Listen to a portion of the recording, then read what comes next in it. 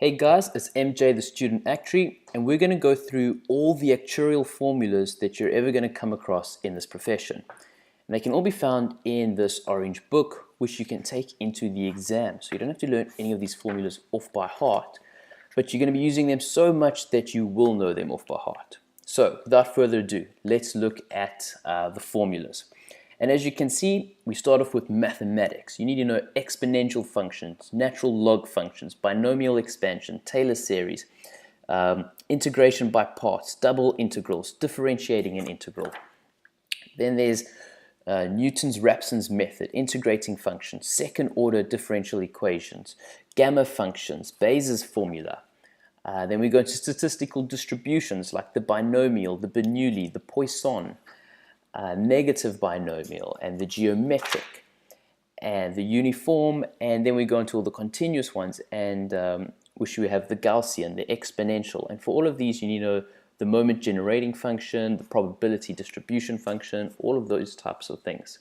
There's also the gamma, the chi, the uniform, the beta, the log normal, the Pareto, the Weibull, the Burr. That's a real weird name, Burr. Then you get the compound distributions where you start combining them, and there's compound Poisson distribution. You need to know the moments of these guys. The recursive formula for integer value distributions. Then you need to know truncated moments. This is quite a cool little table. It shows you how all the distributions link together because they're all from one big happy family. Now we go into statistical methods, sample mean and variance, parametric inference, maximum likelihood estimators, asymptotic distributions, that's Cramer-Rea lower bound, likelihood ratio test. The theory behind that's quite insane. Linear regression models, intermediate calculations, parameter estimations, distribution of the beta, variance of predicted mean response, testing the correlation coefficient, Fisher's Z transformation, sum of squares relationship. Then we also have the analysis of variance, known as ANOVA. There's single factor normal model. There's the variance estimator. There's the canonical link functions from the whole exponential family. Bayesian methods, the relationship between the posterior and the prior distributions. Then there's empirical Bayes credibility, parameter estimations, the credibility factor. We also have empirical Bayes credibility model version 2, and then we go into compound, let me bring the book back, compound interest, increasing and decreasing annuity functions, variable interest rates. Then we have survival models, Gumpert's law, Macon's law, then their formula together, empirical estimation, Greenwood's formula for the variance of the Kaplan-Meier estimator, mortality assumptions such as Balducci, the general Markov model, Kolmogorov forward differential equations. Those things aren't too much fun. Graduation test, grouping of signs, serial correlation, variance adjustment factors, population projection models. Then we also have annuities and assurances. We have the moments, the whole life assurance, premiums and reserves. Tequila's, I don't know how you say that, we call it Tequila's differential equation, multi-state models.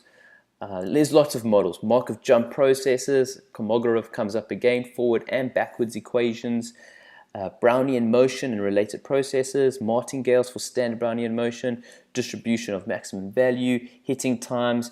I'm not even going to try and pronounce the Ornstein-Ulbeck process. You know, when it's German, it's really insane. Genius had come up with that. Monte Carlo methods, Box-Muller, polar method. Then we've got the time series. These things you can use to predict the future, so they're worth knowing, like the autocorrelation functions, partial autocorrelation functions. You see, you need to know matrices. Then there's also time series frequency domains such as spectral density functions, the inversion formula, linear filters. So you do need to know some sort of mathematics when you take on this profession. Then there's the Box-Jenkins methodology, the turning point test, and then we go on to economics. So utility theory, measure of risk aversion, capital asset pricing models, security market line, how to get the most efficient portfolio, interest rates model, spot rates and forward rates for zero coupon bonds, the SEEK model, I don't know how you say that. Then there's finance, price of a forward or a future contract, the binomial pricing tree for risk neutral probabilities. I enjoyed doing those, they were quite fun.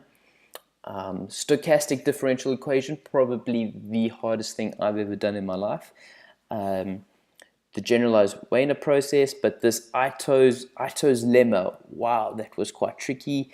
And you can use that to model like short-term interest rates with Holy, Hull-White, Vasek, Cox, Ingersoll, Ross. The names here are difficult.